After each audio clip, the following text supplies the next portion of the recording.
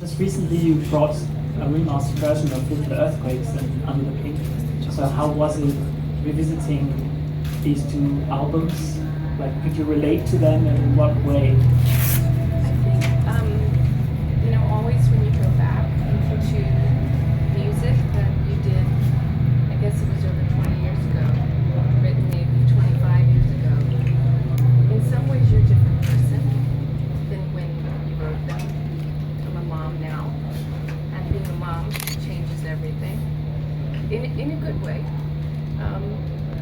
But so to hear that person, in some ways a very sad person, and empty at times here in my heart, and empty here. I've said before that motherhood was the healing for me as a woman, that I needed to heal the demons. And so some of the more shocking events that had happened in my life, the healing took place when I was pregnant. So. We can't hear you back. Oh, I'm sorry. So there's no amplification. Oh, okay. Would that help? Yeah. Testing. I'm so sorry. I should know that I'm the singer. But when you perform these songs quite often and people love them hearing them. So is it difficult did you have to find different ways, or did some songs also change because of the reaction you got from people? Sometimes when people talk to me about their experiences of hearing music, the pictures in my mind, let's say winter, when I was walking over the field with my grandfather and my father, I would then start seeing a picture of my daughter walking with her father. And then people would come up to me and say, but when I hear winter, this is the experience I have. And so this song has not just a film that I see in my mind that happened to me running, but other people's films are running at the same time. So therefore, you hold a space, your body becomes a container, and you hold the space for the energy of the song to come through. And it's amazing how other people's perceptions, they open my mind to what a song can be. So every time I sing it, it's always changing. Because the films now are thousands and thousands and thousands of films. A woman stopped me in an airport years ago, an Egyptian woman, and she talked to me about Nina Gun, which is a song about a woman surviving a sexual attack. And she talked to me about women gathering together and listening behind closed doors and talking about their own experience in order to survive, and sometimes survive violence in their life every day. And these humbling moments when people tell you their stories, men telling me stories, men talking to me about being abused in the armed forces and what they've gone through, but that they would be targeted and humiliated if they came forth. So, these stories that people hide and keep secret, sometimes secret from their partners because of the shame and the ridicule that they get. Every time they tell me a story, that becomes part of the song's narrative and the soul of the song. So it's a collaboration, the music, between those who listen and share their stories and the songs themselves. Hi, it's your first time in Spain. Why it took you so long?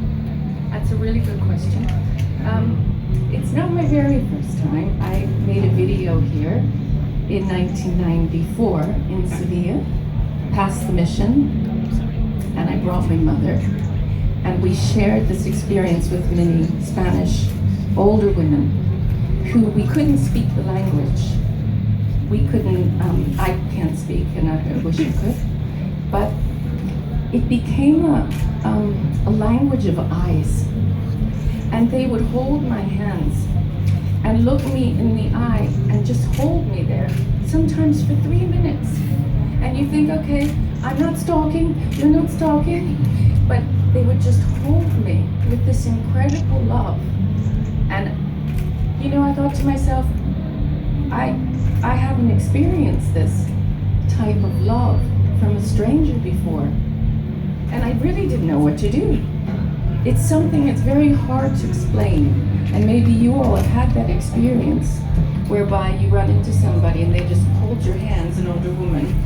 But that doesn't really happen. That doesn't happen in Florida. So, it was quite something. Tori, over here. Yes. Antonio from Portugal, for the Automotive website. Been a long time fan for over 20 years. And this actually ties in with what you're saying, because what I was going to ask, because I was listening to the OTF with Mark Maron. It's a famous podcast, and there was a wrestler there called Mick Foley. He's I think you know him, and yes, is he a dear friend then? I adore him. Okay, cool. So he was telling, like, the first time he met you, you hugged him, and he said it changed his life. And so, are you aware of the Tori Amos hug, the power of the Tori Amos? Well, he changed my life because he's a wrestler, right? Yes. And my young nephew thought I was pretty cool. That he's a huge wrestling fan. So the fact that Mick is a giant, and so it's a little bit shocking at first when you're going to give a big guy a hug. You don't realize, okay, wait, my arms don't wrap around this beautiful giant of a man. But such a giant and such a deep soul. May I ask one more? Is it okay? Yeah, of course. Okay. What does it mean to give it your all as an artist to you? Oh, interesting question. Okay. So, I guess if I'm honest with you, you know that saying, chalk would carry water? There's something about, I think, being a writer, being a songwriter, any kind of writer, and you all are writers, so you all should know this. I think it's very difficult to write things. I found it, I can only speak for myself, if I'm not connected to the real people. So, for me, the idea of you have to keep putting yourself as a writer in situations, I feel, whether that's traveling or exposing yourself. As a musician, what you really, really have to do more than anything is listen. And that means right now I'm talking your head off, but normally I'd rather be listening, because that's where you get, well, that's where the muses are. They're telling you, listen to what he's saying to you. This is a story. This is a song. You didn't know this 10 minutes ago. And so as a musician, I guess listening has been something that, I don't know, I've had to learn to do. And when you say give it your all, that really means all the time. So you're not an artist. I disagree with people that say it's a job. I think it's a privilege, and I think as an artist, you do have a responsibility. And what is that? It's different for different artists, but no, I think it's a privilege. Hi, Tori. Yes. I think we're going to talk about almost the same thing here. This video you have with your daughter, Promise.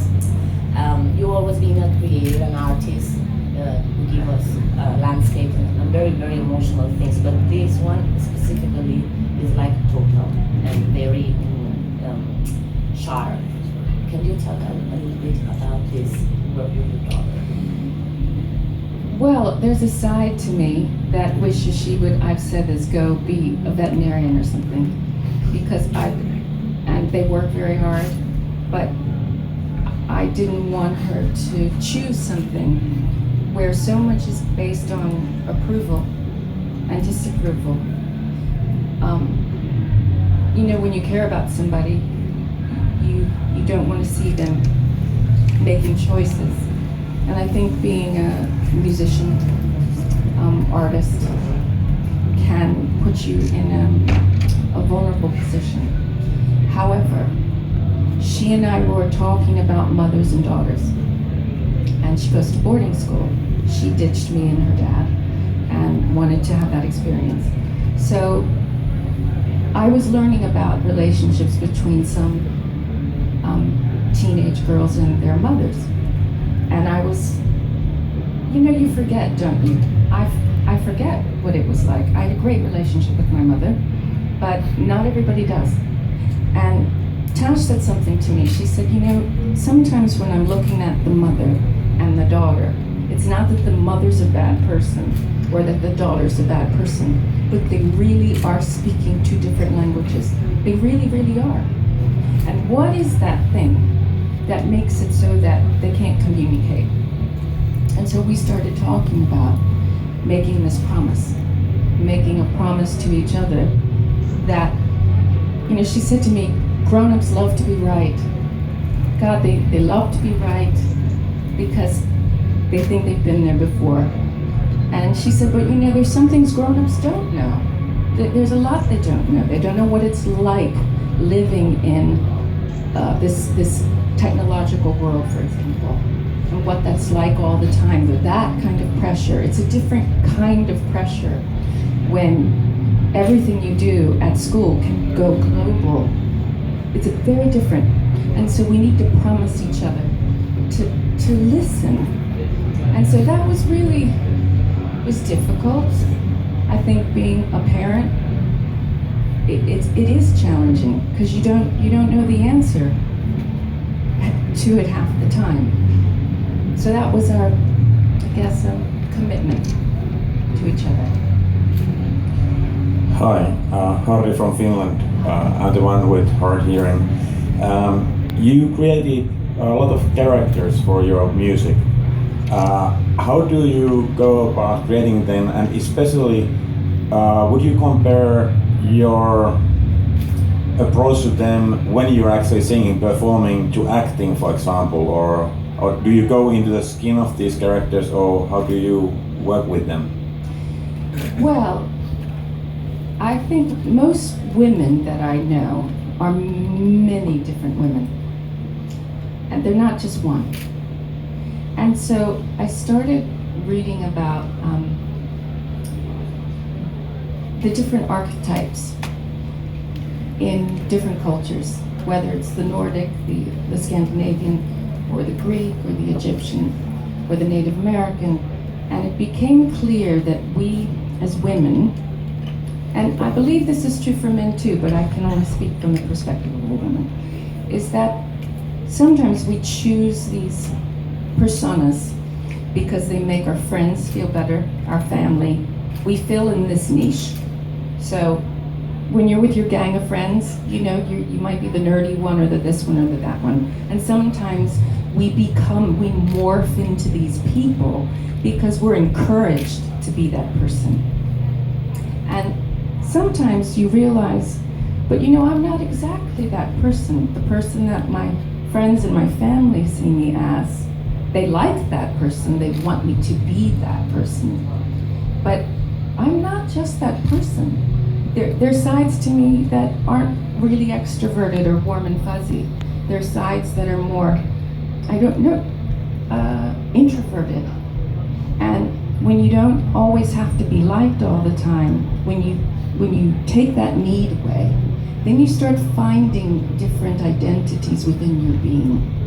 And you stop wanting to be another woman because you realize there are all these different possibilities within that you can tap into.